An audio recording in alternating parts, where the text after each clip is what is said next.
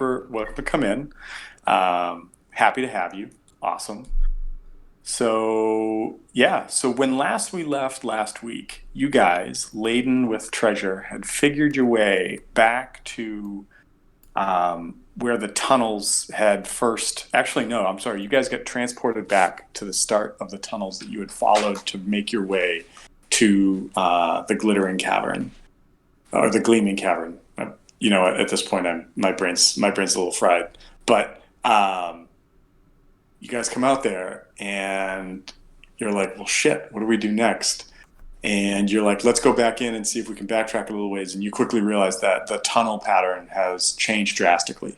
It's now very much different than what any of you remember from your first entry. And I think it was Seraph that said it, but I'm not sure. But somebody was like, these have to be like magical tunnels. And I was like, oh, look at that, figuring stuff out. Good. And so you guys had said, if I remember correctly, that you guys were going to try to camp and get some rest. And I think that that's where we kind of broke off, right? Yes. Makes sense. Yep. Okay. So I'm going to say that you guys maybe go inside the cavern a little, like that cavern mouth a little ways. Let's see if I can do this. Right about there. That should center it for everybody. Yes? Yep. Cool. And you find a spot. I mean, you guys did this on the way in, where it's a narrow tunnel, but you can figure out a way to make yourself as comfortable as possible.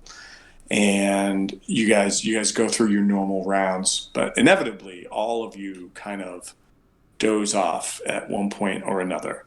And as you're doing that, you guys start to dream, and you have different versions of this, but what you all start to see in sort of the center of your mind's eye is a large sword. Each of you see a different kind of sword, but you see a large sword that is surrounded by this flickering green flame. And just inherently, each of you recognize this blade as Rose, which was kind of the center of Daryl's prior deity power. Whereas a lich would have a phylactery that they would hide away, gods generally have something that is their symbol, but sometimes it can be even more than that. It can be a literal embodiment of the thing. And so this blade surrounded by green flames is Rose. And as you see it, you see that underneath it is a ring that has a series of jewels set into the ring. Some of you may see 4, some of you may see 5.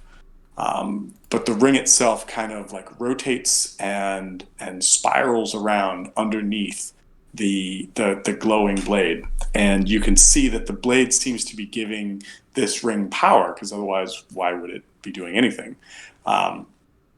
And that's when the dream kind of starts to change for each of you. For Reamer, you see coming out of the darkness that is surrounding this scene is this giant mole, this burrowing creature with these enormous metallic claws, and it rushes out of the darkness and smashes into the sword with these metallic claws, and you see it starts to chip and ding the sword, and one of the gems sort of winks out of existence on the ring. At the same time, Elzarin, you see this ball. You don't see the mole, Elzarin. Elzarin, you see this sphere that comes rolling out of the darkness. And as it rolls out of the darkness, you realize that it's something, and it's this series of incredibly beautiful and delicate elven female faces. And as the ball continues to roll, it just keeps shifting. And Elzarin, these are elven women of such exquisite beauty that you don't think you've ever seen anything of their like. And as the ball gets closer and closer towards this flaming sword, these legs start erupting from the sides of the sphere. And these legs are black and hairy and spider-like, and it leaps at the sword, and one of the female's heads turns into this fanged atrocity that bites and takes a chunk out of the sword, and another one of the gems in the ring winks out. Baller, you see what looks like a dwarf, but who has like shock white hair, both for his facial hair and on his head, and everything else on him is like this sort of like dark gray color. And this figure comes in, and the sword is so much larger than this figure. But the figure looks at the sword and laughs and starts to increase in size and grows and grows and grows until it has to be the size of what you imagine like a great worm would have to be. And he's bearing this like tower shield that has a broken arrow on it. And he just lashes out with the shield and just clang into the burning sword. And the sword starts to shiver and shake this time, and again another one of those gems winks out. I just have a question. I wasn't there, but that shield, does it have a broken arrow like painted on it, or does it actually have a broken arrow on it? No, painted on it. Good question. Okay, so it's like Good a crest question. or whatever. Yes, yes. And then finally, Seraph, you see just the ring, and the ring starts to like have its gems go out, like boop, boop, boop, and the sword starts to look more and more dinged and banged up and cracking, and then all of a sudden the ring bursts, like it cracks in half and flies off and splinters in different directions, and the sword itself erupts, and the green flames go out for a moment. Mm-hmm. And then after a moment, some of the flames come back, but there's not a sword anymore. And two hands crossed, kind of like in a clatter ring. Two hands crossed like in a clatter ring comes into vision, and the hands kind of like unfold, and the flames grow in radiance, not so much in heat, but in radiance. And all four of you can see each other standing around this symbol. And in the center of this symbol, as you kind of look back towards the ring it broken, you see Daryl. But Daryl, again, appears differently to each of you. But Daryl looks a little worse for the wear and says, I often forget that I need to be more precise in the things that I need. And he kind of coughs like, and you guys, whether you know this or not, but Dee Dee should. I think you cut out there for a second for me. Sorry.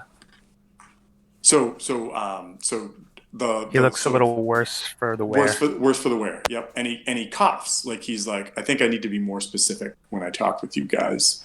And he kind of coughs, which is very strange. In the sense that like people that achieve like demigodhood and like deityhood, they don't get sick. That's like just one of the basic perks for being a god, is that you don't get sick. And all of you in some way recognize this. Maybe Elzarin, it looks like Daryl's clothing or hair isn't quite right. Maybe for Baller, like he's walking with a limp. But Seraph, you hear like this cough, and he kind of looks directly at each of you, which is impossible because he'd have to look at only one of you, but it looks like he's looking at each of you. And he says, Rose is gone, but Rose could come back. But I need people to follow me. And unfortunately, all of the normal places that I could find followers just aren't there anymore. The gods of the Underdark, the gods of the surface, the gods of the plains all hold sway. And unless I have something that's strong enough to be a beacon to people, I need to have my champions look in new places. I had hoped that maybe Sharg would be that place. And I did not explain to you all of that. Maybe I gave you too much. Or maybe I didn't give you enough. But my only chance is searching for a way in that land. It is a place that, as of yet, is untouched by those that have sought to de-god me in the past, for lack of a better way to say it. Some of you may say like strip my deityhood, some of you whatever, but basically make me not a god, and has left me in the reduced state that I'm in. The problem is, I can't force you to do anything.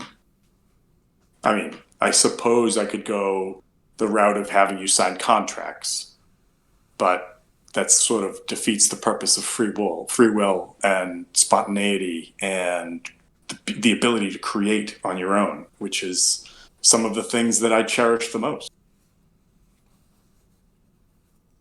You are currently laden with the spoils of your victory, and well done. And I hope that some of my gifts were able to help with that victory. But I need you to go back, if you can. If that is an option, and we can get back there and see about that, I would say, and this is Reamer would kind of jump in and say, if we were supposed to do that, then I will head back as soon as I am rested. He says, so the trick to these caverns is to have a point in mind. And when you don't have a point in mind, you can wander them for the rest of your days. When you first entered the caverns, you knew that you were looking for the glittering caverns. You knew that there was some end or means to an end, and that's why it didn't take you very long to progress through them. I can try to facilitate that with what I have left, but I'll need some rest when I'm done. If you are all willing to go to Sharg, please do so, and try and see if the keepers of the gateway will barter with you to let you through. And he starts to fade away. Uh-oh. They have a gateway.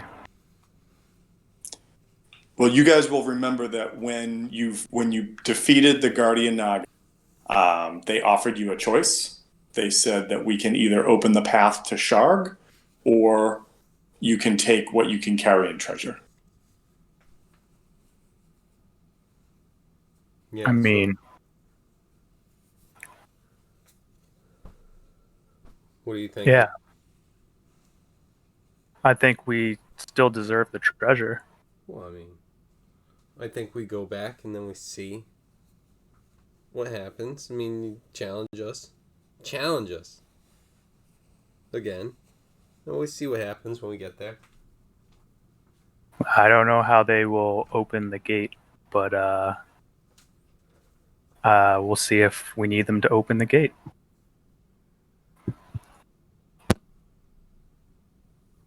All right. So basically, the conversation that you guys just had, I'm going to say you all basically wake up from that sort of joined dream again, and then you have that conversation.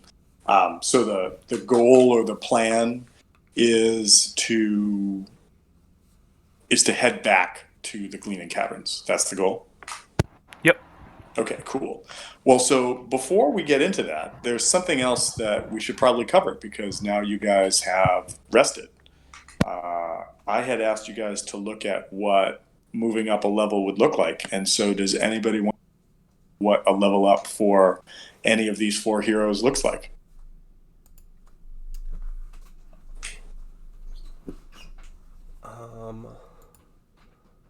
I forgot. So we pop this to 8. And we scroll down. Ooh. Level 8 is an ability score improvement, so... Yes, indeed. Or feat. Yeah, I think, with... What's the name? Where? I don't even remember what my scores are currently. I'm wondering if I want a +1 to something in particular. I might have to go with,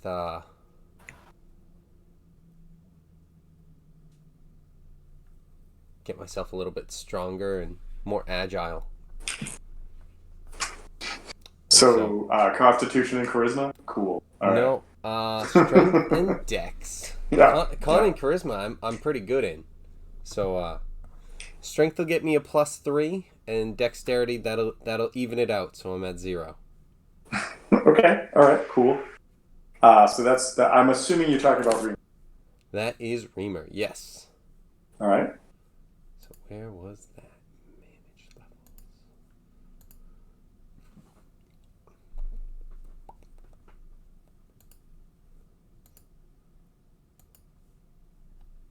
levels. TJ, well, he's working on that. You want to one of your two?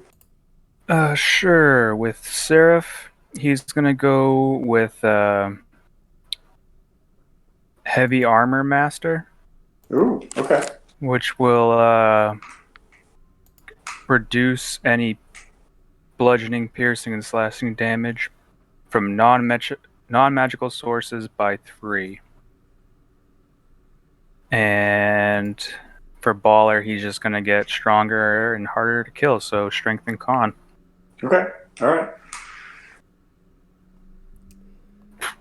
And then are you guys just taking the average plus your con for health?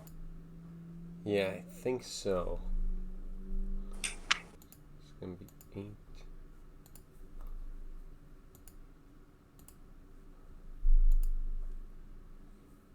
And then what about L's?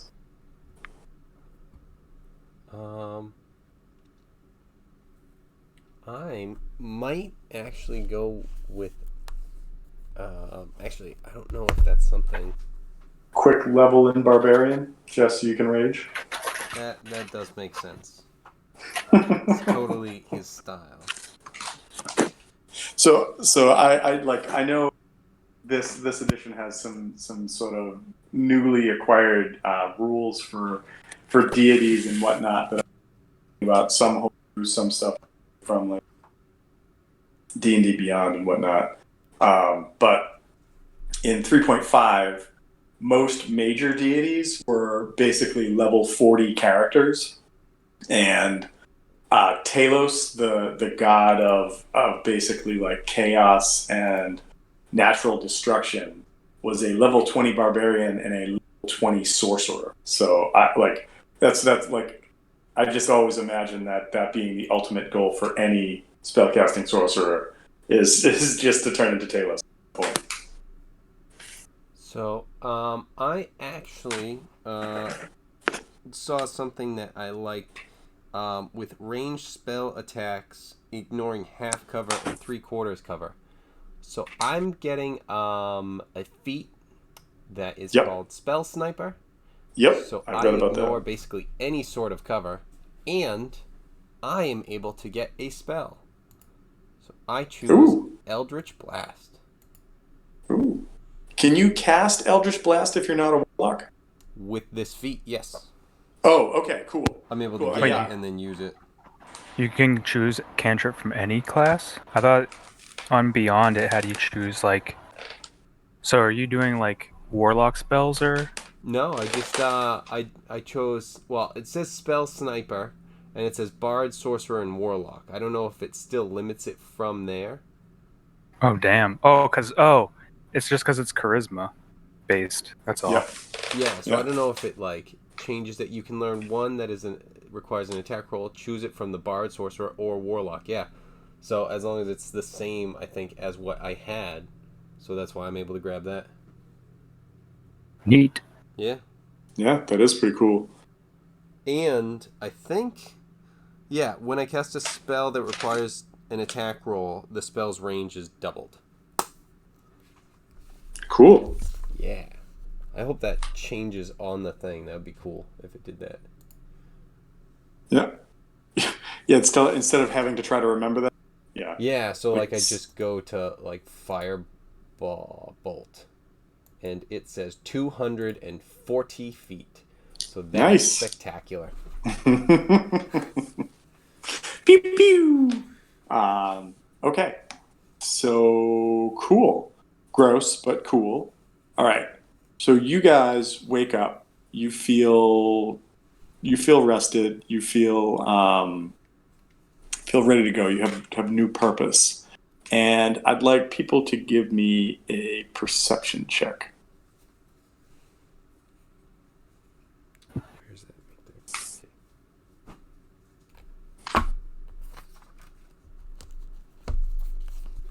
Okay. So I've got a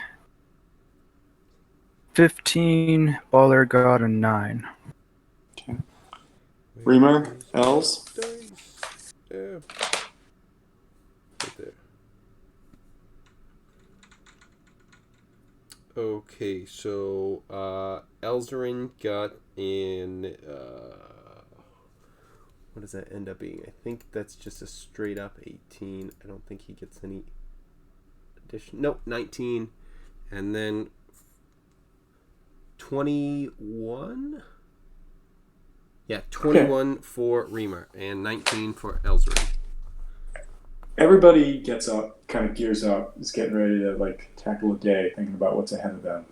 And Reamer, you notice on the ceiling of the cave is something that wasn't there before, or at least you don't remember seeing it before. You see what looks like some sort of like bioluminescent moss that is making the shape of like a rough arrow pointing forward. All right, so he'll point that out. Okay, and as soon as you do, everybody else like immediately can see it. Like it's not like something that was so hidden that Yeah, once was you're just looking there. for it. Yeah, once you know what you're looking Oh, and tis you, a sign of Daryl. Very And much you- likely so. yes, hark. Indeed. And so you guys start to make your way forward. And I need somebody to roll me a d4. 3. 3. Okay. So you guys are following the moss, following the moss, following the moss, following the moss. You travel for a good like 6, 8, 10 hours, and the moss is still just pointing forward. Like it's still just like it. You guys are taking lefts, taking rights. Sort of you feel yourself going down, then coming back up, then like a plateau, big room open up. And are you guys gonna like continue following, or what are you doing? Sorry, did you say 10 hours? You've been traveling for several hours. I should have asked you how long you want to travel for, but if you're just gonna follow and you travel up to say 10 hours and Jesus. realize that the arrow's still pointing on. Now, you guys will remember that when you first did this, you camped out in the caves as well. So there was a fair amount of travel that had happened outside of the caves, but it still took you the better part of like a day and a half to get there. Like the arrow was like still going that way though, like pointing for us to go forward, right? Yeah, you guys like once you We're see the following it, arrow, right? Yeah, once you've Okay. seen the arrows, there is no doubt. Like it clearly is pointing in a direction. You'll get to a crossroads, and there'll be another arrow that's like this is like that points a Yeah. different way, like kind of Definitely rippling. this way. We didn't Yes. lose it. Yeah. There's no like you turn around. Nope. Just you guys are following the pathway that the arrows are there. And so, like I said, you guys travel, some like 6, 8, 10 hours, and there's still arrows. So what do you guys do? Well, I think we'd be tired after that, so rest up again. Okay, like settle in, like hunker down for the night, or like take a short rest, or what do you want to do? Oh, I mean, if we've been traveling like 10 hours, then start up in the morning again. Okay, all right.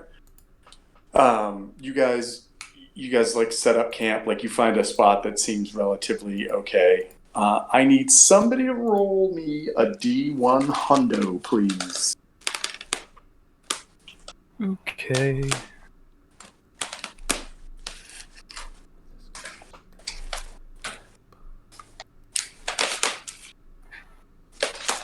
That is a 1. Awesome. Okay. As you guys settle in, you hear. You know what? Everybody, give me a perception check again.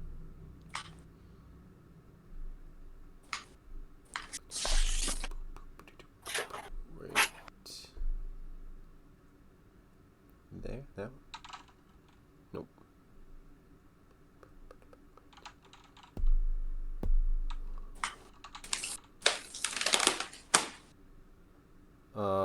14 for Elzarin. And a... No, that one.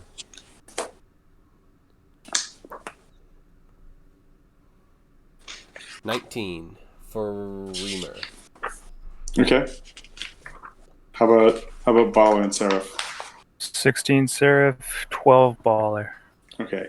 Baller's the Reamer. You got like what? It was higher than a 12, wasn't it? Right? 19, and then Elzarin got a 14. 14. Okay. So Elzarin and Baller, you for some reason don't hear this, but Seraph and Reamer, as you guys have kind of like broken out your packs and settled in, and you found your spot, you hear something from one of the caverns around you that sounds like. Have you ever seen a rock go through like a pulverizer? Like it just gets ground down to dust? You hear something that sounds like someone trying to do that quietly. Okay. It's like a rock crunching. Does it seem like it's... Let me put it this way, like as far as like extremity of the sound. Think of everyone in a room being quiet, and then somebody has a Rice Krispie treat, and they're trying to chew the Rice Krispie treat silent. Okay. That's the level of disturbance that this sound. All right. Can we see, or can we kind of tell which direction it's coming from? Because where it's kind of like a really crushy, approachy sound, I assume it could be from anywhere. Well, so I'll correct you on one. It is not approachy. Okay. It's just a sound that you hear. Is it like ahead of us? So it's hard to tell. Okay. Give me a perception with disadvantage. Okay. And of course, if you have advantage, it's just single roll. 18. 18. So it sounds like it might be coming from like around one of the corners you passed a while ago. Like you guys have been traveling, all of a sudden that you were following the arrows, and you're like the arrows were like exit the other side. So you're like, all right, let's set up shop here. You know, like there's 2 entranceways, but we can set ourselves up to. And it sounds like it's coming from around one of the corners that you just sort of came around when you came into this room, but it does not sound like it's approaching. Okay. with that information, I'm gonna ask. Reamer's gonna say, "Hey, do we want to stay here, with what potentially could be right around the corner, or do we want to maybe move forward a little bit?"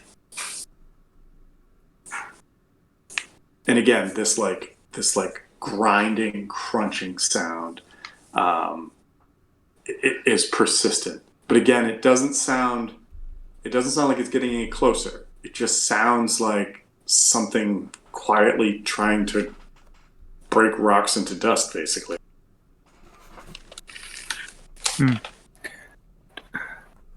And the moths are gone? Like around the corner, like behind us, there's some sort of like grinding. Yeah, but what about the moths? Are they not there anymore? The moths? Yeah, that were pointing us in the No, arrow no, no, direction. no, no. I'm sorry. It's like MOSS, moss, not moths. Oh, moss. Oh, Yes. okay. Yeah. So that isn't present anymore? No, it's there. The moss is still Yeah, there. moss is still there. It just looks like it grows in like these random that keep pointing you in a direction to go.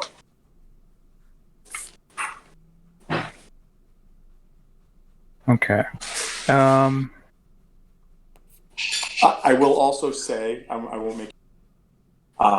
Your sword is not setting an alarm off in anybody's brain. All right.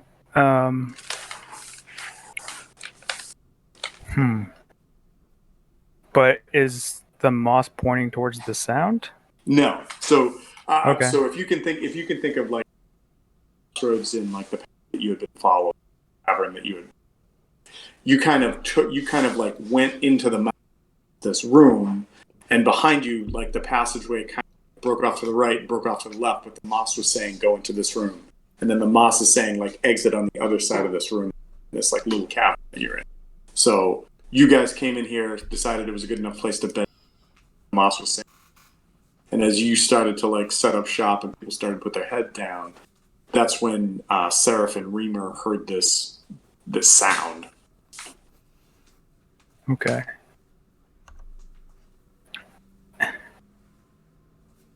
And it's I mean, so the moss ended in this room? One more time. It keeps going. We're just, after having gone for a while, it's time to, like, do we want to set up shop here? Or, like, do we want to check out what this thing is? Because if we're stopping here, with whatever this thing is, do we want to check out what it is? Or do we want to, like, keep going for a little bit to get some, like, distance between us? Without the sword saying it's, like, a problem, it's kind of a... Maybe it's not that bad, but I mean, I feel like why not just investigate it if it's close and I'm not getting any warning so far. I mean, it could still be dangerous if we Right. get close enough, but all right. So, do we want to cautiously do we want to like have someone go and check it out first, or I don't think we have a party for that. like one particular person, I don't know if we do, unless Yeah, I don't anyone think has we some do. kind of invisibility. Yeah. So, and I don't really want to get separated either in the Underdark. So, Right. you want to just all go? Yeah. All right. Let's go and see if we can find this. I think we're only gonna take just like a few minutes trying to find it, right? Because if we can't find it like quickly, then it's like forget that. All right, so you guys kind of like and stuff them back in your packs, and you go back to the mouth of the cave. As you get back to the mouth of the cave, you realize that like crunching, grinding sound is obviously getting louder as you start to approach. And are you trying to like approach it stealth? March in there? I don't think stealth as much as just cautious. Okay. So like, are you trying to mask your sound at all? I guess is what I'm saying. It's like maybe you're not tiptoeing. Are you like just clanking your way? No, I don't think so. I think we would say, not to just slam your way in. So I think we could kind of try and go a little quiet. Not that we're like desperate for it, but yeah, I think we'll go stealth. Always safer. Okay. So whoever's leading, like I know that you guys usually travel as a unit. Elzarin kind of like is in the unit and bounces out. So like whoever's going to go first, I'm going to have you make like a stealth check, and then we'll go from there. I mean, Elz would probably be the stealthiest. There's no way that Elzarin is going first. I didn't think so. I love this. But Oh, nice. I mean, whoever. I mean, Fantastic. we have Rima, high proficiency, high AC. I put Baller in front then, if Elz won't lead the way, and Baller got an 8, and Seraph got a 5. Disadvantage. Okay. His armor is loud. With disadvantage, Even though it's... Rima got an 11. Wow. Yeah. Wow, some good. Some not so. In comparison. All right. So you guys are not quiet as you approach the mouth of the cave. Or the mouth of the cavern that you tried. Fortunately, it didn't work out so well. However, as the sound starts to get louder, it kind of masks your progress forward, and the sound, you realize, starts to split off a little bit. Like, not like it's breaking away, but that its source may not just be one source, but that it may be from a couple things. And so you guys come out to this mouth of the cave, and you realize that, like, if you turn left, which would have been going right when you first walked in the cave, theater of the mind this, you realize that, like, right around the corner is where this sound is coming from, and it hasn't stopped. You do hear mixed in periodically amongst the like this like grinding and like sort of like just like sound. You hear like periodically.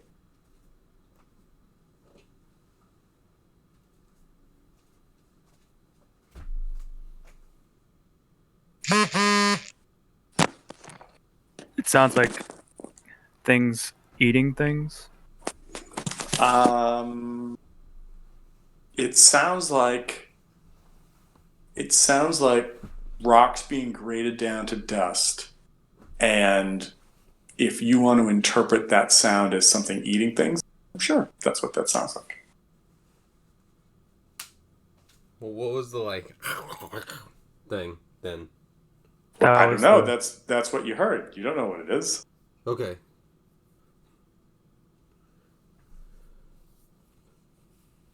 So where are we now at this point? Are we like approaching like a room, or are we still just in caves? So I'm sorry. So you guys kind of like came to the mouth of the cavern that you were going to set up camp in, and as you came to the mouth of that, you realized that this sound effect was coming around the left-hand side of the mouth of this cavern, and the path kind of like does a U, So like as you peer around, you got to peer around a little further to see where this sound is coming from, because right now it sounds like it's right around the.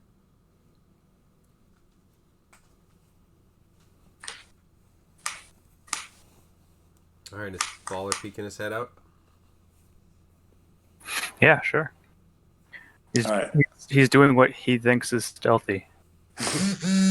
So Baller peeks his head around the corner, and I'm going to go out on a limb and say Baller sees something he has never seen before in his life. There are 3 creatures in this room that are roughly medium to large size.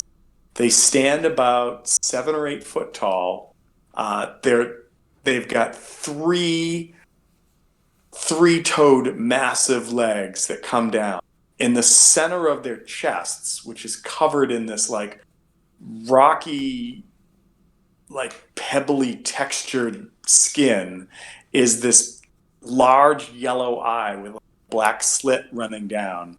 And on top of where their head should be is this giant opening with these teeth that seem to be made out of metal or ore of some sort. They've also got these three arms that come out that have like these bony or stone-like points that come out on its elbows, and its fingers end in these big, nasty-looking claws. And the other thing Baller recognizes that, sure enough, they are reaching into the earth and like plucking out what looks like minerals of some sort and throwing them into like the hole at the top of where their head should be. And as these giant jaws start to like claw, chomp down and grind into this ore or these minerals or whatever they are, the creature's slitted eye will like go into a pupil and kind of roll up a little bit, and that's when he sees it make the sound.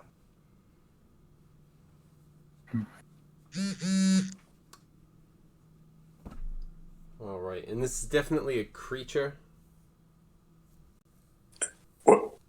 Actually, it's not even me. Never mind. I mean, like, I'm happy to give you like more information if you tell me what you mean by that question. Like it's not a plant. Yeah, it's not. It's not like an artificial created thing. No, like, so if Baller Like it's were not to a ask machine. that, no, it is not a machine. Okay. Sorry, I was like creature. No, it's a creature. I don't know what you mean. Right. Yeah. So that's what Baller sees. It's these three things that are eating, it looks like. What do you see? I don't know, but they seem to be eating rocks. Some kind of creatures.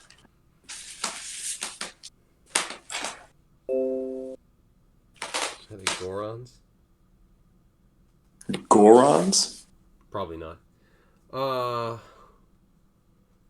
don't even know what a Goron is. Nah, no worries. So let's go. What do we want to do? So what do you think? You saw it, Baller. Do we do anything here, or is it time to go? I feel like if we were to camp with these things around, it would be a problem. Yeah. They're putting away rocks now, and we're a bit easier to eat than rocks. Does everybody kind of like take a look and see these things, or are you just like Baller's description? Currently going off of Baller, like just kind of explaining what's going on. I think Reamer would take a look. Okay, so Reamer, you look, and the same thing that I described is what you see. And I just imagine like a C-3PO head just going around the corner, seeing these and being like, "Oh my," and just coming back. So 5th edition is a little wonky when it knowledge. Does anybody have? Does anybody have like knowledge? Shit, I don't know. Like, I don't know what. I don't want to give anything away by CP. So if somebody can give me a decent idea of what specific knowledge. Let's check. The knowledge. History, Arcana, straight up, just intelligence. Yeah, I think our nature, probably the best bet for knowledge on these. survival. No, if you Nature, Explain why. like No. Kevin said. Yeah, nope. Nature won't work on this. If you hit it, and I can give you more information, I'll explain why. What? So what's the thing? I would say an Arcana check. Okay.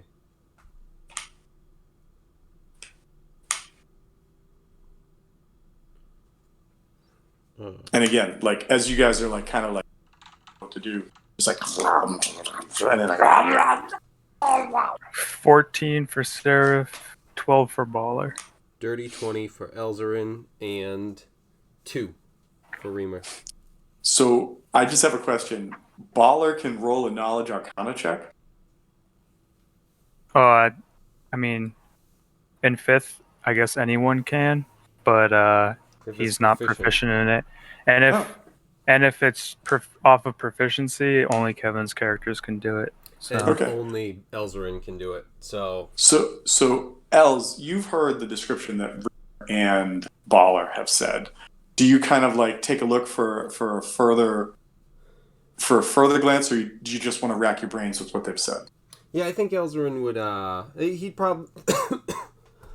Excuse me. He'd probably kind of go, a what? And kind of peek his head to try and gather, especially if he's the one who might have some information. Okay, so yeah, you look around, and with a 20, I will give you one bit of information about them, and you can tell me what you want to know. But you know that these are planar creatures known as Zorns. Xorn. Zorns. Okay, so what would be like an example of like things I could ask about? Because it's just like, like. Okay, so Like, here's I don't what. want to be Here's like, what oh, what's their strength stat? And then okay, it'd be so like, you could ask that question. 17. Waste of a. Right. I'll tell you. You could ask something like, you could ask something really generic, like what plane do they hail from? Because maybe that would give you insight, or maybe it wouldn't give you anything at all, and you just know what plane they're from. You could ask something like, what's their favorite color? And I will deduct a level from it. That's a terrible question to ask. You like literally, you could ask anything. Like, do they have strengths? Do they have weaknesses? Do Except they have off of a bridge into lava? do they have a language? Do they have like anything? I guess, my question would be something. Is it something where it's like they? Is there any information I would have known about them where it's? I don't want to say.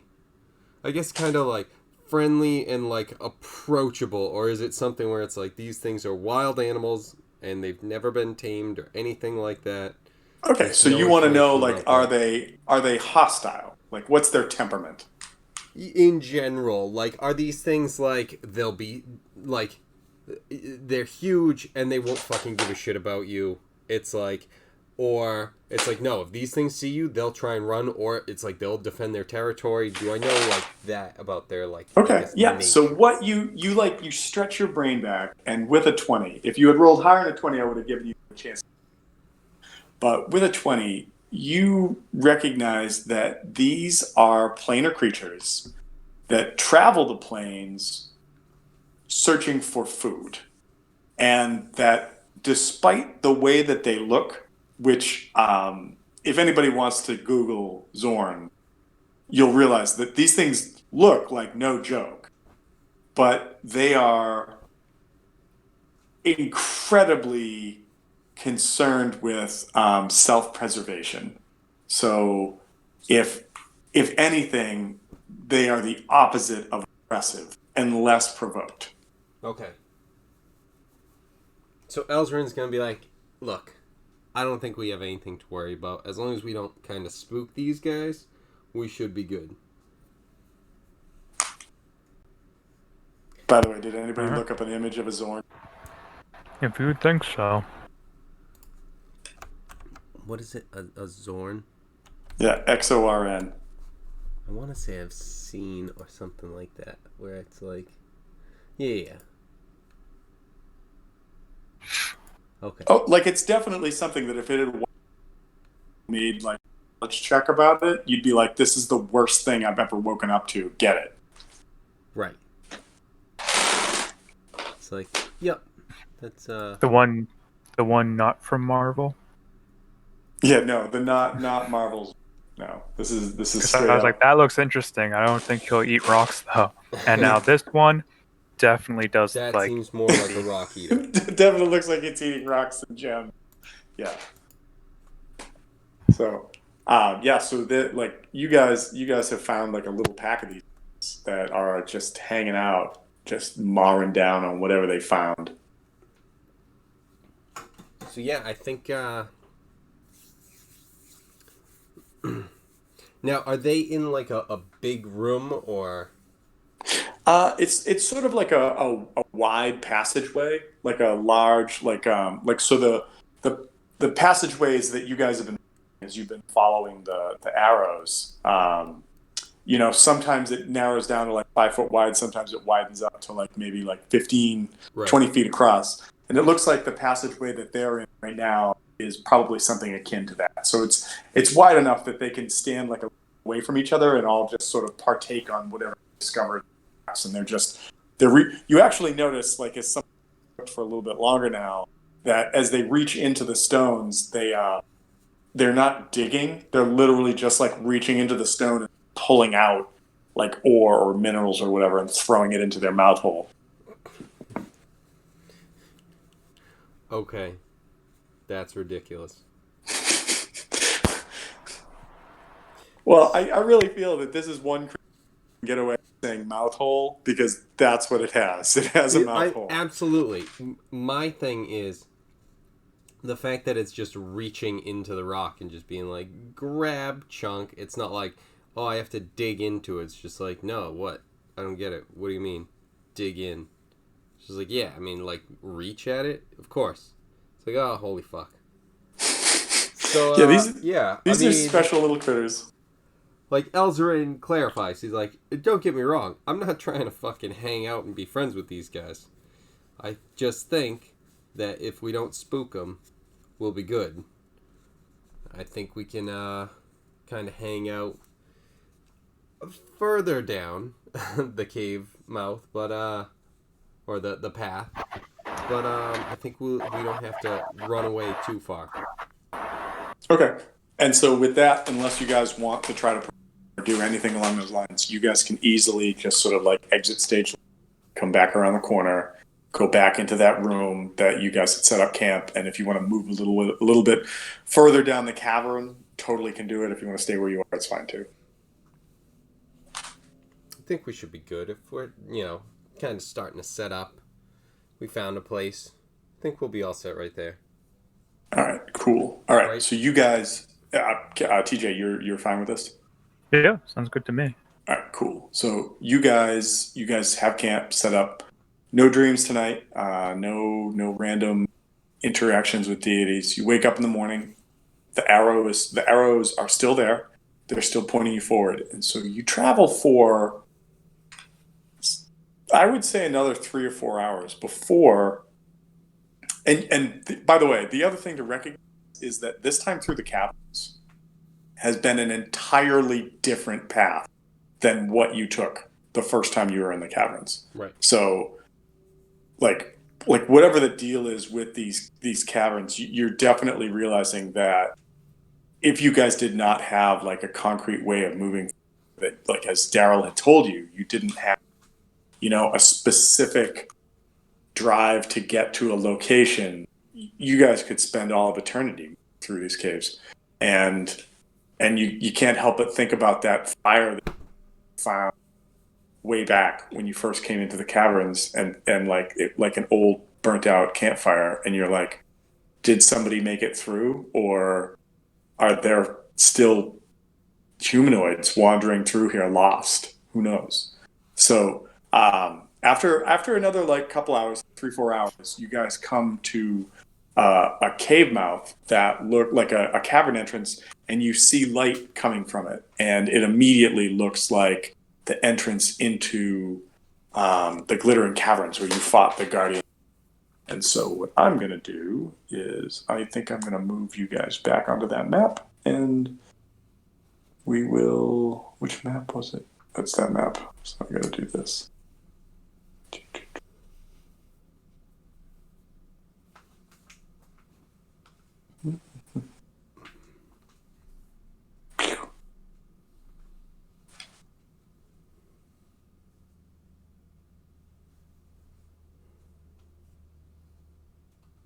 All right, you guys are back in the map.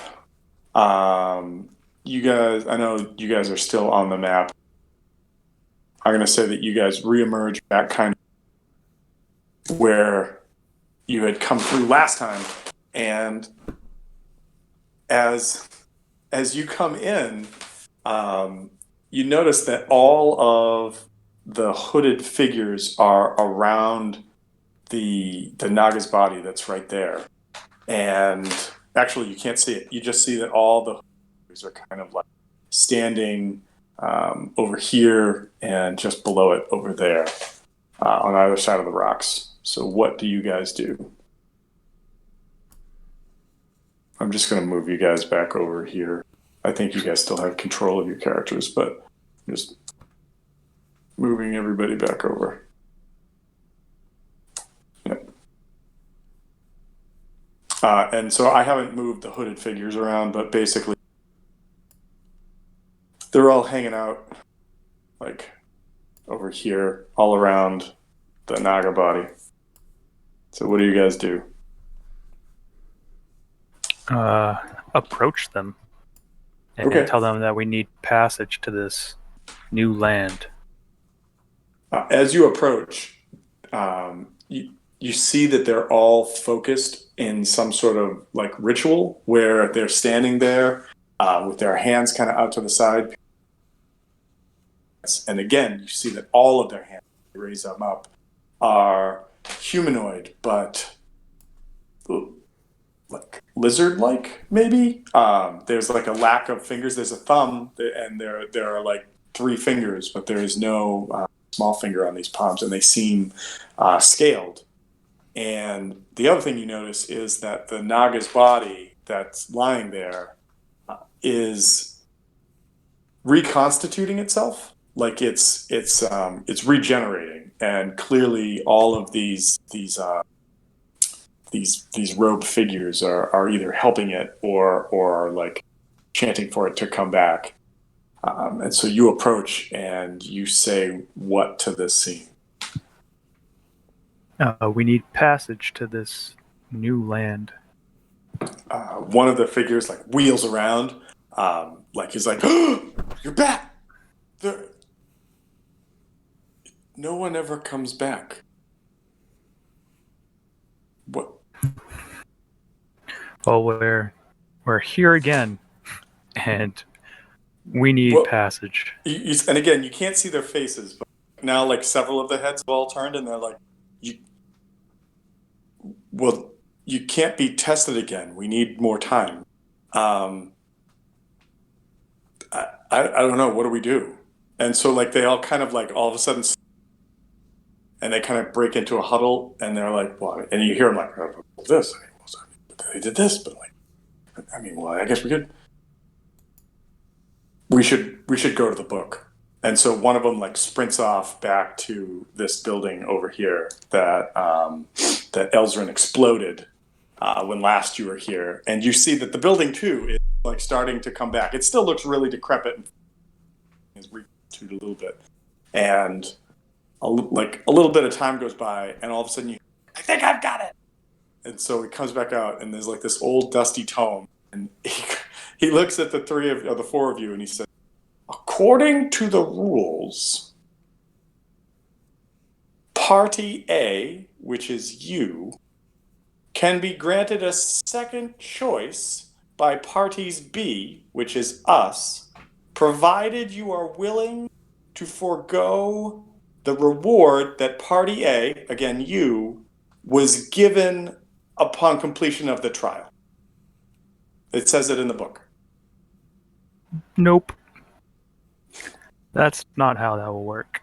He goes, there's a subparagraph down here that says, if Party A, which is you, is unwilling to part with the treasure that was received by Party A when first tested, we thereby cannot give them a different outcome. I'm sorry, Party B cannot give a separate outcome. I was paraphrasing. How long do you need to test us again?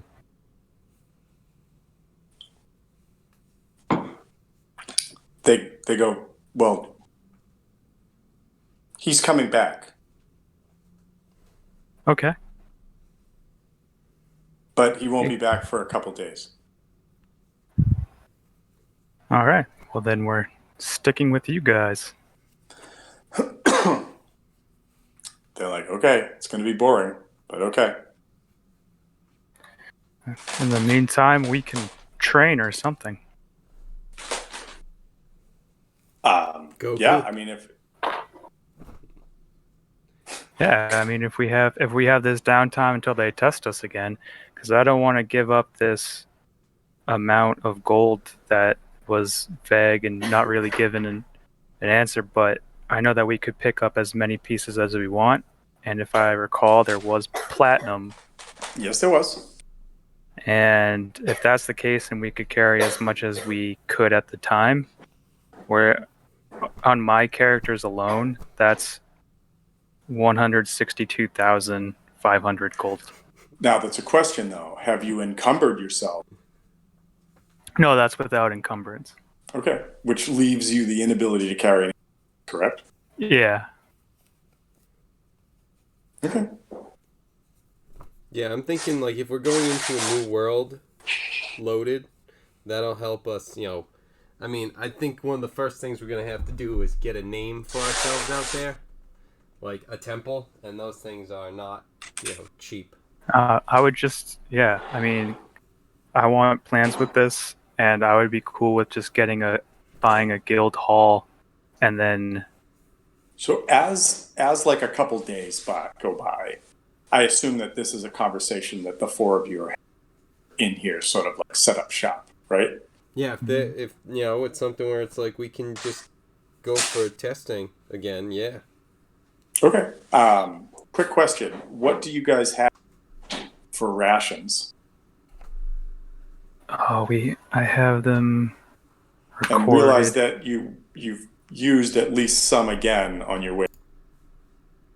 Yeah, I mean, I can subtract it's been 2 or 3 days. Let me check. Well, you probably ate before you rested, when you rested in the cave mouth and Darrow, and then you camped and rested again. So that's more rations down. And then they've said that it's going to take several days for the Naga to be back. I'm trying to figure out how I got to this. I have 8 on both of my characters, but I feel like I rolled. Did we roll like a D10 or something? For some reason, I have 8. I'm not sure if that's right. I would imagine you probably started taking them off for like when we stopped to eat that first night. Probably, I know we ate once again in like the tunnels. We've probably eaten again since then. Probably like before we just met Daryl and stuff. I mean, probably like 3 or 4 at this point. I'm just trying to figure out what we started with. I wasn't sure what we had. 10 on Elzarin as like my beginning stuff. Right, same. I mean, so what are we down to? Like 5? I mean, depends. Yeah, I would say that. And so, like, as you guys are kind of like starting to realize that there might be the need for rationing rations, kind of thing. One of these rogue figures comes over and says, "Can I ask a question? Are you planning on bringing? I mean, obviously after the test, and we'll all root for the Naga. That's what we do. But are you planning on bringing the riches into Sharg? Yes. You really don't need to. Why would we not need to? Because all of this is here because Sharg doesn't need it. Is there no civilization in Shark? Oh, there are. There are many. Do they operate off of a gold-based system? Not at all. Which is why we can set this room up. What? Oh. What do they use?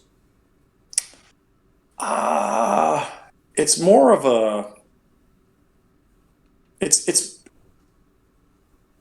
hard to describe. It's more of a favor or a barter system. But they don't have any currency. Nope. Well, I mean, like let me see if I could put this in a way that you would use it. Like 6 eggs would probably be worth a small sword. That sounds about right. Okay. Maybe 2 daggers. How do we get farms in this new land? Because You tend them? yeah, but how do you get them in the first place? Well, you'd probably have to find a place that you don't die to cultivate, and then you would cultivate it and make a farm. Perfect. Are there any metals in this pile that are useful, or are they all just like precious metals? He goes, I've never thought of that before. Most of these are all metals that would be very malleable and would bend and break if you were to try to make something out of it, especially when considered against, say, like your steel or adamantium or cold iron.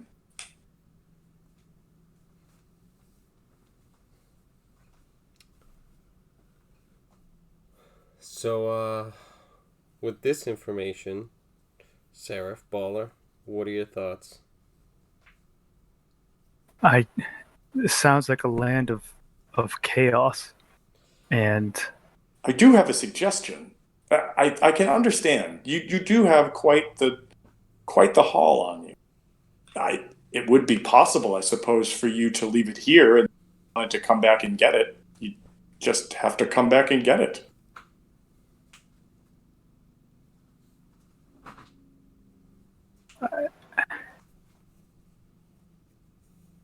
I don't think I want to go to this land. They don't have money. That's just, I mean, it's not extremely necessary, but it just makes things very difficult.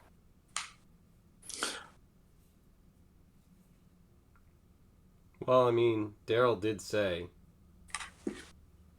this land might have followers, and once you have followers, you don't need money. And this is Elzarin explaining this. Once you have people who are willing to give things to you, you don't need money.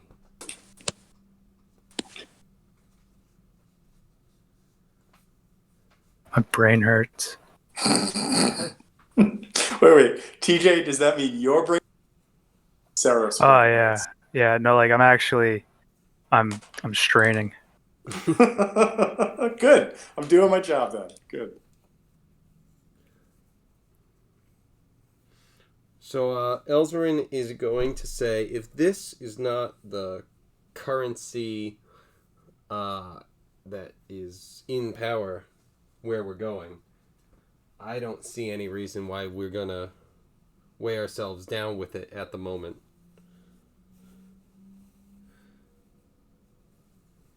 As much as I don't want to let it go. And this rogue figure says, like I said, we could make a section against the cave wall, I guess, or maybe even like some of the barrels next to the old temple. I guess you could use and put your stuff in there if you want. We can write like property of party A.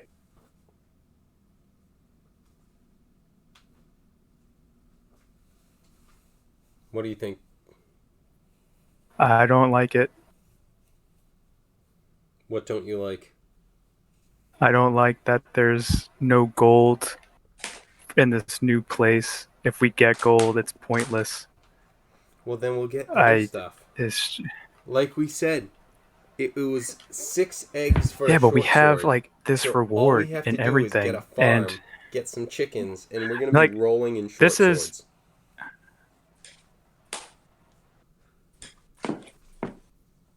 Reamer is doing this math in his head, and Simple. he is just like, dude, I could get so many short swords. I've seen chickens all over the place. Being like Seraph being a paladin and everything, sure, would be still interested in this, but like Baller is like, no, this doesn't make any sense to me.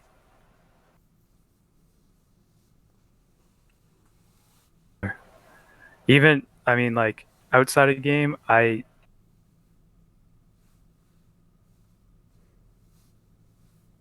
think TJ said just explain because you said outside of game, and then nothing else was And then he said. just just passed out. I really did make his brain explode.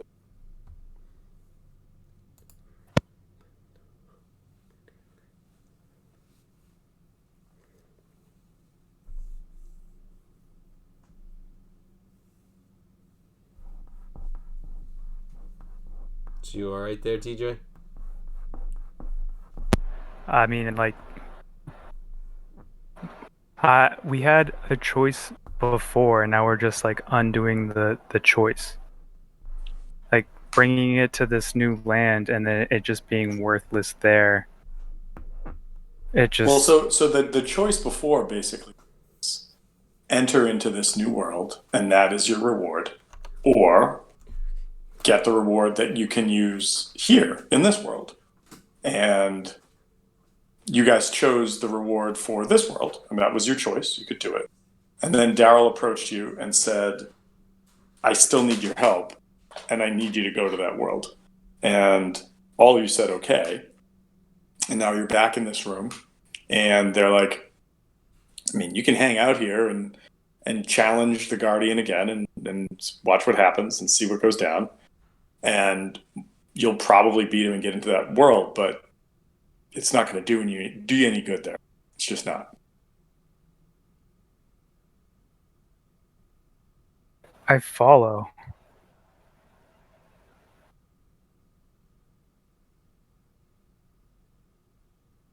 It sounds like a but statement, though.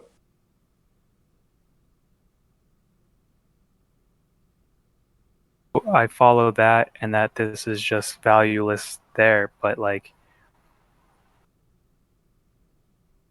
we're not switching the choice, and that it's ready for us when we come back if we defeat this guy again. And then he's like, oh, you get a new choice, gold or this, and it's like, all right, we got as much as we can carry, let's go to this place and then come back.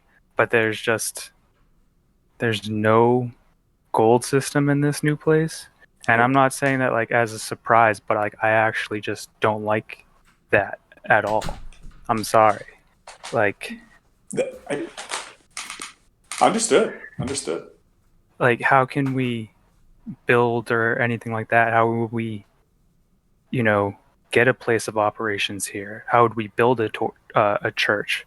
And then like we would need to farm and stuff. Like, These are all good questions that until you've gone into Sharg, seen what Sharg is like, you're not going to know. yeah. Yeah. Okay. Yeah. Yeah. Let's just let's go to He Shark. does look at I think Baller like makes this known, like his disagreement or like sort of distaste for this scenario. And he says, tell me, dwarf, besides riches, which clearly there are many in this room and many on your person right now, how else can someone obtain notoriety or fame or apathy? Like, how else can someone do that?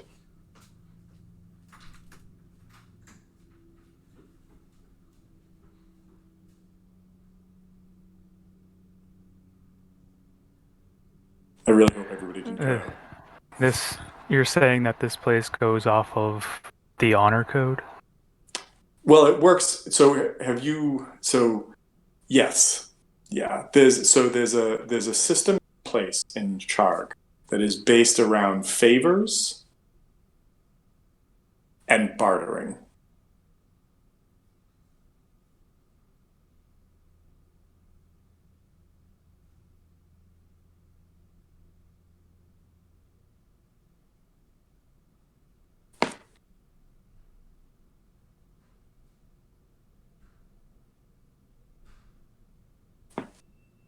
They're cave people.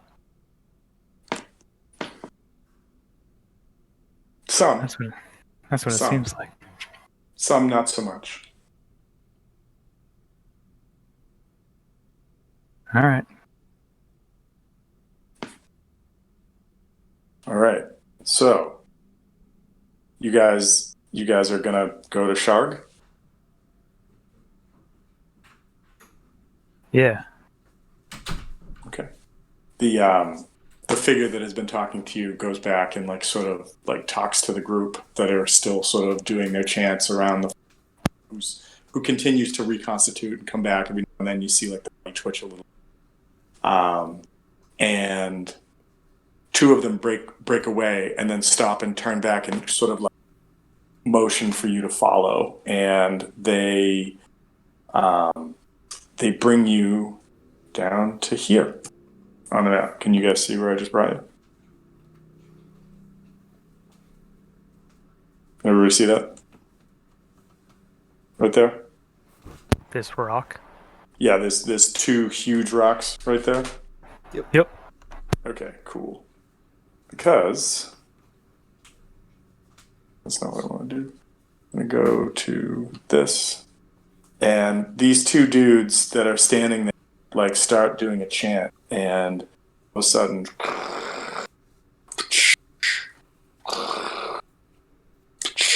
the rocks slide across and reveals the opening to somewhere where there seems to be daylight streaming through at the end of the cabin. Do you guys progress? Yes. Yep. Okay. All right. As you guys move down the cavern, shift over again. I'm going to show you guys some cool shit.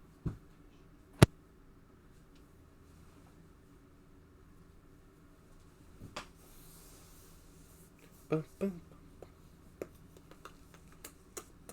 Bing, bing, bing, bing. Okay, yeah, no, that's not what I wanted to show you. Sorry.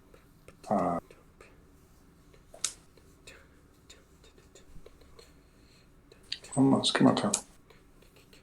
Boom. All right. As you guys get down to the end, you see that the rocks around you start to like glow and give off this like almost like light resonance. Like it looks like this, like whatever daylight is coming into the is like hitting the rocks and kind of making them dance, almost like water reflecting off of or light reflecting off water on us. You know, like rains outside and dance, and then you see that pattern of dancing lights. The stones themselves seem to dance, and it gets brighter and brighter and brighter, and all of a sudden you guys find yourselves standing way up high on an opening on a cliff face that looks out over this.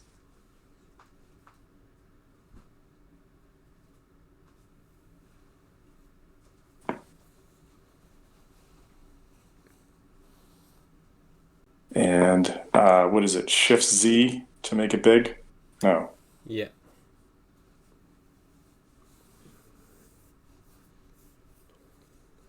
Select better.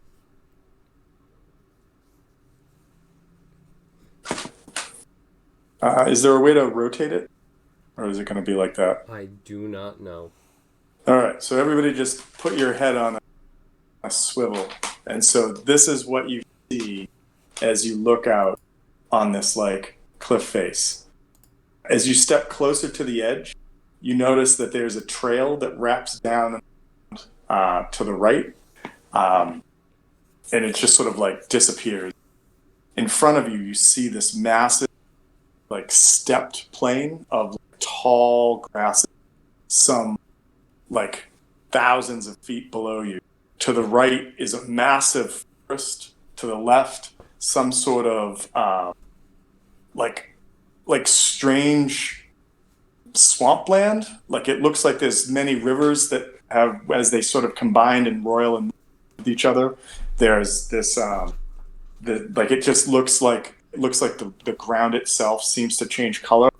And then there are these two huge sets of mountains that rise up, and a giant body of water is sort of separating the two of them. And then in the center above you is this like giant ball.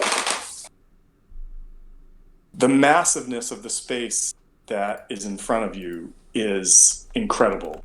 And it seems entirely impossible that this is where you are underneath the ground of Toro.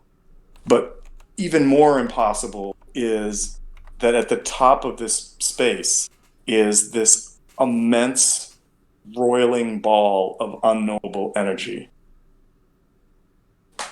Trapped within what must be a dome the size of, I don't know, a small continent, roils and boils this miniature sun. How this is possible and how this continues for however long it's been boggles the mind. But some great sorcery or magics must have been used at some point in the distant past to make this happen. But the heat on the faces of the party assures all of them that whatever this cyclopean sorcery is, it is very real. And that their knowledge of the is about to change drastically. And as you see this and start to take this in, you just hear behind you the rumbling of stones, and those two huge stones close up behind you. And you find yourself standing on top of the cliff. And so to get a better idea of this, I want to show you guys this. This is definitely not to scale, but it'll give you maybe a little better idea too. I gotta go back to this.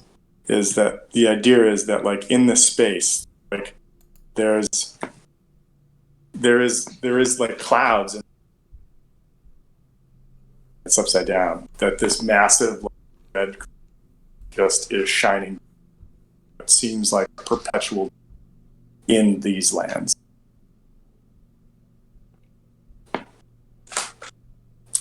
If anybody wants to give me a perception check, I will give you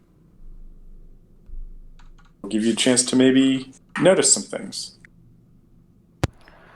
21 for Seraph, 19 for Baller. 19 for... What's this moving? Okay. Reamer, Els? 19 for Reamer, and a 7 for Elzarin. We'll start at the low end. Els, you realize that off to the right, where this like huge forest is starting to dominate the sort of like over here, you notice that there is one, if not more, massive trees. Like, if you guys are thousands of feet up on a cliff face right now, this tree has to easily be tall, if not taller. It's enormous, and it dominates above the rest of what must be huge trees. And you have to wonder if there aren't trees of this like size and scope over there.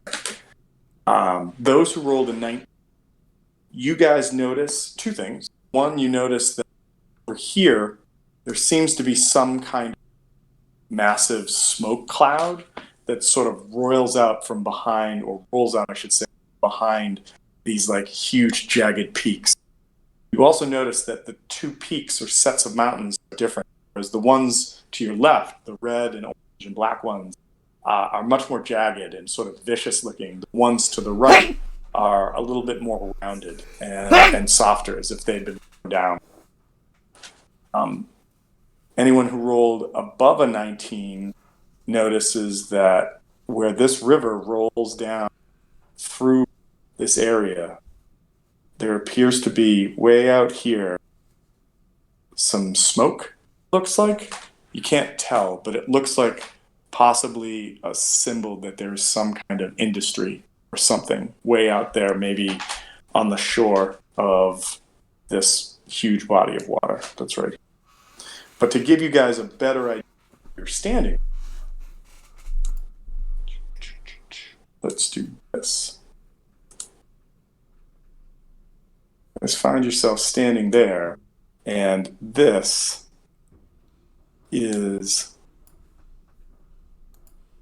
basically where you find yourselves. You guys find yourselves like way up here at the top, right where the ridge line is. Underneath you is this massive wall that plummets, like I said, several thousand feet down to the floor, turning into this, helping to contribute to that ridge that you saw. And you guys find yourselves all standing along this pathway that's right here. As you look over the edge, you see that the pathway seems to zag its back and through the waterfall that starts to plummet down below you. What do you guys want to do? Also, welcome to Shar. I think the first thing we have to do is figure out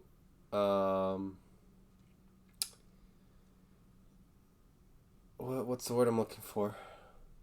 Civilization. There we go. I think the first thing is we'd want to try and find civilization. Okay.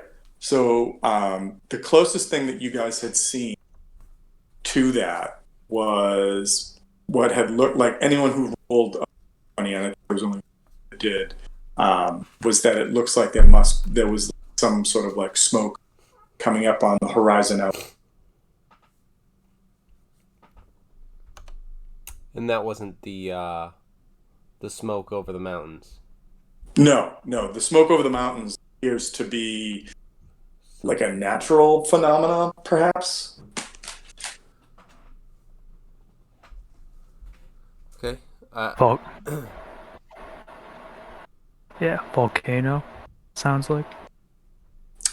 You know what? I think you may have nailed it right on.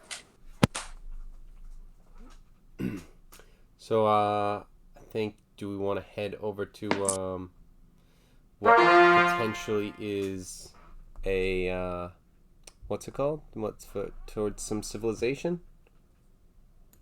Well, I think the first thing that you're going to have to do is figure out how to get down this mountain.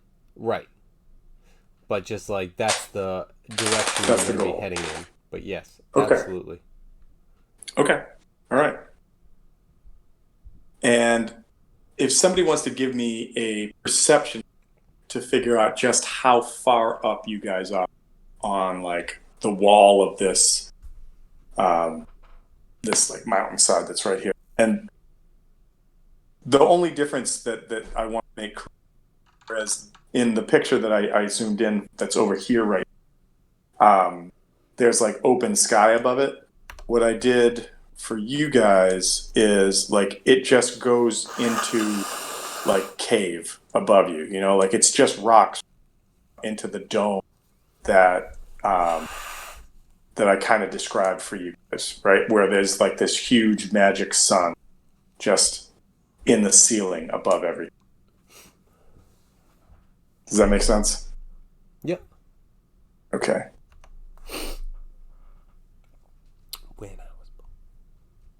But you guys, if anybody wants to take a quick peer over the edge of like the pathway that you find yourself, ledge that you find, and judging from this, it's probably about somewhere between like 9,000 and 10,000 feet down. Like you guys are in a small mountain in the Rocky Mountains right now, and no matter how good this pathway, it's going to take some time for you to get down. Probably the tune of a couple hours, depending upon what you sort of encounter as you go down.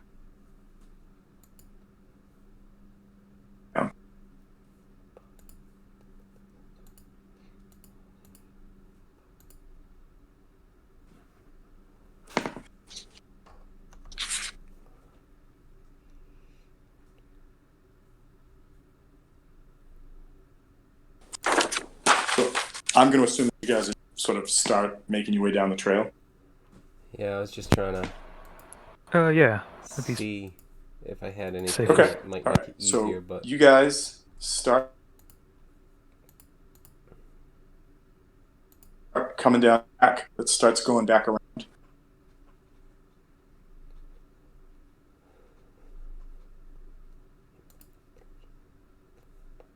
Kevin, it sounded like you started to say no, hello. it's been cutting out. I don't know if it might be like even just minimizing Discord seems to give me issues, but nope, we're good. Okay, cool. So yeah, so you guys start coming down, and the trail seems like solid enough. Um, it doesn't like it looks old. It looks like it's been carved into the side of the, like ages ago, but it looks pretty solid. And so you guys come to this first switchback. It starts going back the other way. You guys start making your way down, and you get to about right here, and you realize that the waterfall is like erupting out of the side of the right below, and you continue on. You continue down until you get down to the next pass, and you see that you need to traverse behind the waterfall. And so anybody who's going to attempt this needs to do a dexterity save to walk behind it.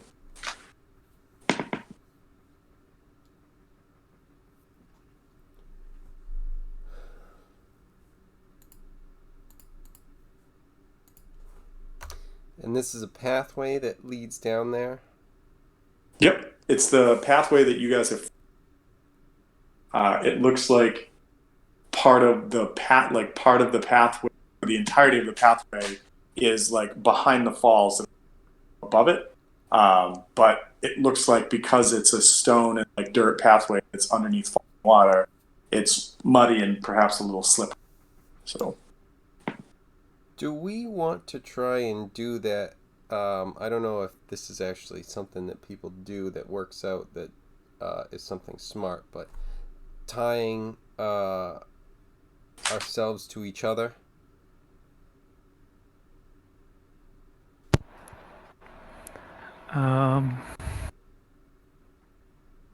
I feel like if one person makes it through, then yeah, the people. I think that makes the most sense. Yeah, because if we can tie ourselves to each other, like, because even if the first person, like takes a tumble and whatever, at least they're tied to the remaining three. Right. I mean, you could risk it. I mean, what's falling a couple thousand, right? It's not going to. Right. What's falling a couple thousand feet? A lot of fall damage. A bunch of D6. Lot of damage. Tons of D6. But yeah. So I think we're gonna try and I'll make sure about all the stuff, but I assume we have a bunch of rope. Yeah, like I think I have 50 feet per character, so we'd only need to use like one rope. Yeah, I've And got 50 as well. I mean, I And think you we realize- probably want to use a few. Yeah, I'm just saying that like to get from one side of water to the next is probably 15 or 20. So like, if you corded that rope up and put it on you, you could easily make it to the other side without running. Yeah, because I'm thinking we want to like put something together where like we're all like make sure that we have people like in case anything falls or something. We've got 3 people kind of like assisting with it automatically, whether they like it or not. Hopefully, I don't know if we want to do this with Reamer being like this big fucking monstrous beast. Tears everyone down. Oh. Just We've got a we all robot. tied to an Got a anchor, robot. and then he just falls off the cliff, and fucking all of us fall with him. Swing him! You gotta swing him! So yeah. But yeah, I think we want to use, at least like two things of rope to, like, tie all of us together with, like, 10, maybe like 20 feet in between us, of just like Okay. leeway. So you guys are like, like classic mountain climbers right now, I think so. Like, tied to one, tied to one, tied to one. right. So like everybody's part of a chain. Yeah, just mountain descenders. You're not climbers, Right. descenders. Okay. Reverse TJ, you're on climb. board with this plan? Yeah, sounds good to me. Okay. All right. Well, tell me who's going first and roll me a dexterity check. Oh. I think Seraph will go first, and he got 17. 17 is enough. Your feet find purchase. It is a little mucky. It is a little purchase. You make your way inside of the next. As you turn back, right as you start to like come out on the other side, who's following you?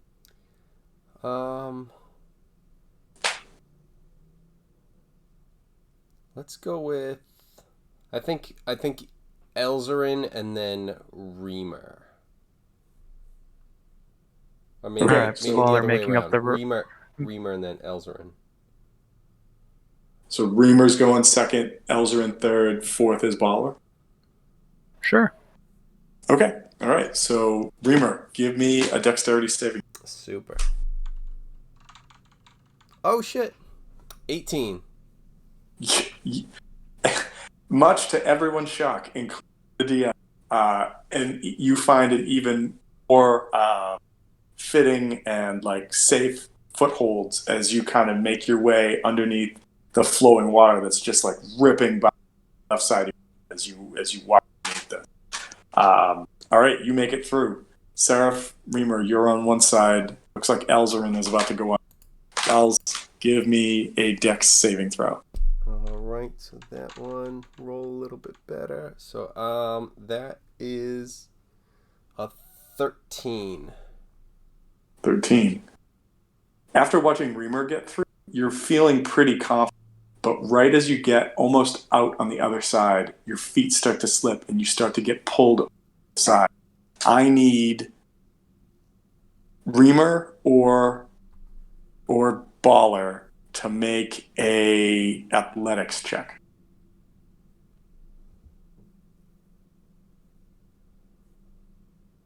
With advantage because of the ropes.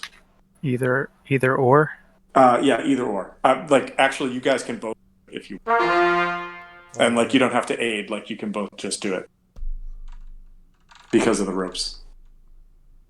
Athletics plus 8. That's a 23 for Baller. Okay. Alright. Reamer? So, Reamer pulls, but not as effectively. So, all of a sudden, like, Reamer, you go to, like, grab the rope to keep Els from going to the edge even further. And the rope starts to slip through your hand. Meanwhile, Baller, seeing this, just gives the rope, like, a massive tug and kind of slams Els back up over the side as the rope goes taut and sort of, like, swings him back up.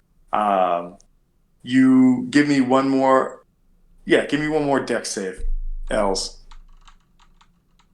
So that is a 16. That's, yeah. All right. So you kind of get whammed back up. No damage, fortunately. Like, you were able to be saved before anything bad happened. But you kind of, like, on your hands and knees, make it across over to where Reamer is. And Reamer kind of, like, sad faces you for not being able to help out more with all right. Baller's up. Baller, make a dexterity save.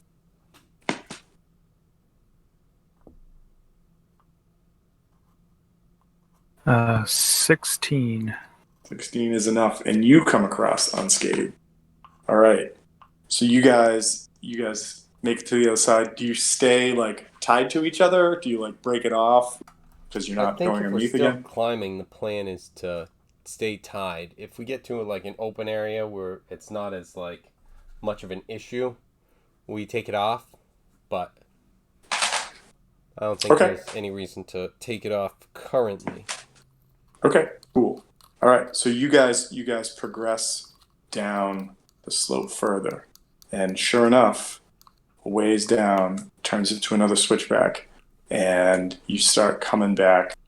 And again, it's like you guys are eating up like an hour, hour and a half, 2 hours as you're coming down this path. Like I know that we're kind of like rushing this as it goes through.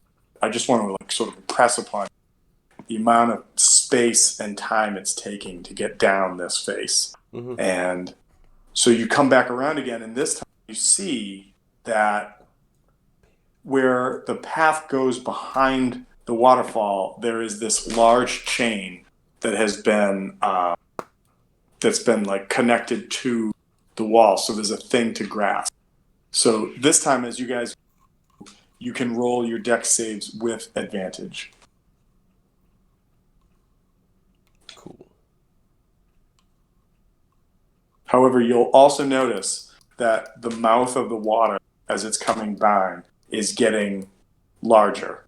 So now, where you're at, the path of the water is some like 25, almost 30 foot wide. So as like Seraph is going to emerge on the side and starts to go in, you're both going to be in the water 20 feet between each of you. I'm just letting you know. Okay. Seraph got a 21. Passes safe and sound. Reamer, And this is a dex save. dex save. 14. 14. With advantage. Ooh, with advantage, 20. That's a lot better. All right, you Not make it. dirty. You make it through. You make it through. Elzarin. Elzarin is going to get 2 10s. All right. Elzarin, dexterity isn't your boot. However, Reamer and Baller, you guys, because Baller's starting to go, I need Baller to give me a dex save first to see it, because this is all kind of going out at the same time. So Baller, give me a dex save. With he still has the advantage. Yes. Not 20, so 23. All right. So both Baller and Reamer can make an athletics save to try to keep the elves from slipping over the edge.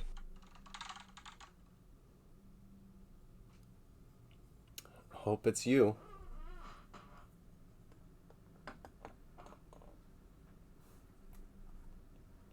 To stop who from going over the edge?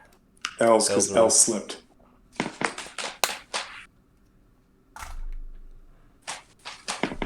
Plus 8. 19. 19. All right. Yeah! Again, Baller is able to like yank the rope and make it go taut enough to keep Els from like fully going over the edge. This time again, you like drop to your knees and slam your knees down. All right.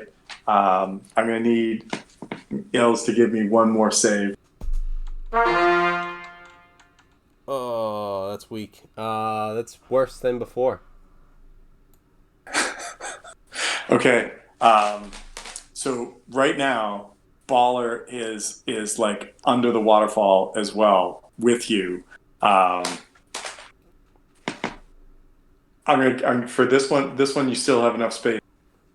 I'm just gonna say that Baller and Reamer can try to help you, but if they miss, you're gonna drop a little way, slacken.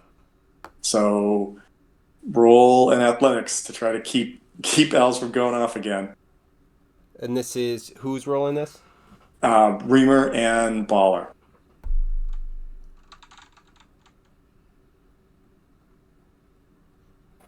18. Completely relying on Baller. So for the third time, you yank Els back. Els, this time I'm going to say that you point of damage as you get thrown back into the wall again.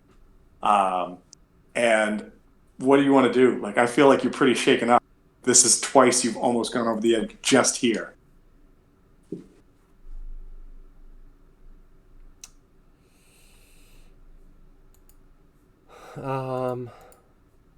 Let's.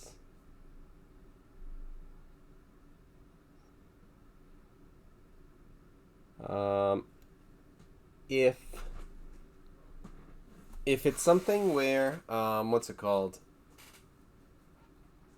The rope wasn't like, it's not two pieces tied around Elzarin. It's like one piece. Where if he's all of a sudden gone, it doesn't screw Baller. He would Misty Step. But if it's something where it's like him not being there means it, like, well, now I'm Baller with a fucking rope that doesn't mean anything, then he would not do that. I think that's kind of up to you guys. I Tie it think this was together. always kind of like a backup plan, especially for Elzarin. So I think it's something where it's like the ropes I feel were kind of like tied together and, you know, around people, because you don't want to have it be like one person in particular is entirely dependent, or like anyone's, you know, reliant entirely on that one chain link. Speaking of chain links, I mean, yeah, I think that, hypothetical like, if link. no. So I think that if this was the backup plan, then absolutely you can like bamf out. So yeah, he's gonna go along and say, "Twice is enough," as he calls back to Baller. All right, and so Baller, you're bringing up the tail end of this right now. So you, if you like, you can make it through a turn. Make enough save, because your first save was good enough to get you basically through. So everybody appears on the other side. Elzarin, are you gonna strap back in, or what are you doing? Yes, he's gonna jump back in, because that saved him 3 times so far. So he's not against it. He just knew that it was time to abandon that for a second. Okay, all right. And so you strap back in, and you guys start moving down the trail again, and get down to about here, and there's another switchback. And as you turn the corner and come over here, who's lead, Seraph, give me a perception check. What? Seraph, give me a perception check.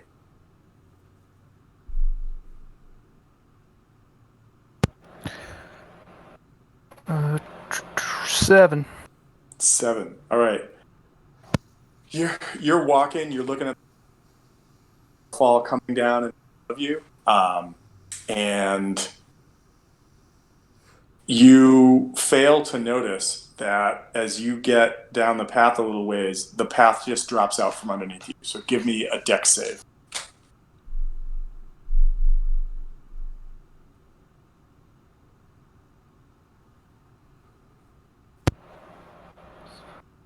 That is 20 All right. So like total. that classic, like, you know, foot steps, rocks crumble, you start to keel forward, and all of a sudden you just like straight, and you see in front of you that there is this whole section that's been washed out before it gets back underneath the waterfall, where there's a chain embedded in the wall.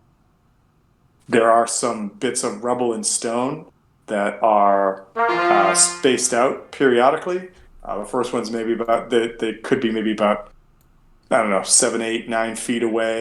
This one's probably about the same. There's one down here, and this is probably about 6, 7 feet up. The actual like cliff walk is about 6, 7 feet up. This one again.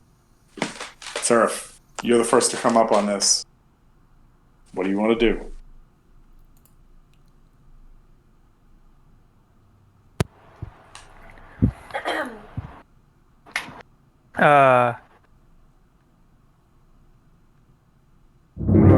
Sorry, what was the obstacle?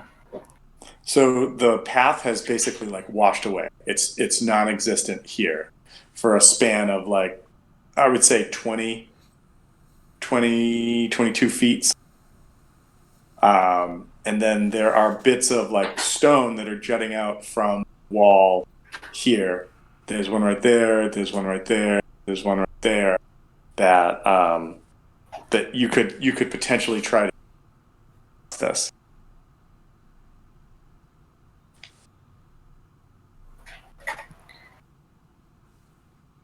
Okay. I am. We're still all tied together. Yep. I think we need to undo the rope for right now. And Seraph will enter his. I'm going to try to come up with the name for it. Or try to remember the name for it. But, Angel form. Radiant. Yeah, I was going to say angel form, but, yeah, Radiant Soul form, where he has these Diablo angelic wings Cool. spread out, and it only lasts for like a minute. But if I can get people over a minute, or is it 10? A minute.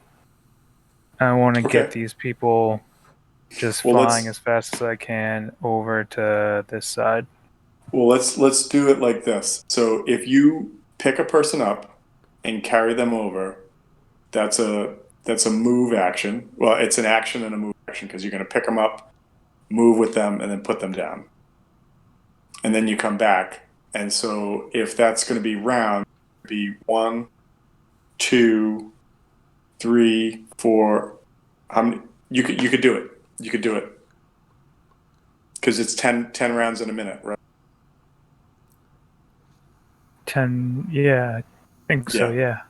So with 10 rounds in a minute, it would be 8 trips altogether. Like first one across back is 2. Second person across back is 4. Get it? And so you can do it. You guys have a lot of tools at your disposal that I often forget about. Mm-hmm.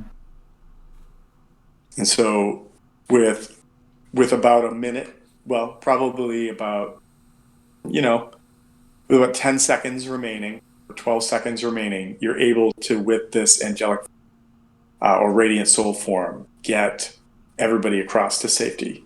However, you are now directly underneath the wall where there is a chain, and you need to make it across a slippery path. What do you do? So start where we're past this point. So everybody is basically everybody Over made it here. over to right there. However, it's another like slippery path. I should reveal more of this so that you can see what I'm talking about. But now the waterfall is even wider, and you're right smack dab in the middle of it right now.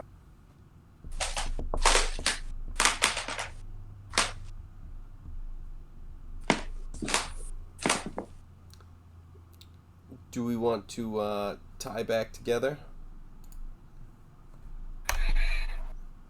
Do we want to tie back together?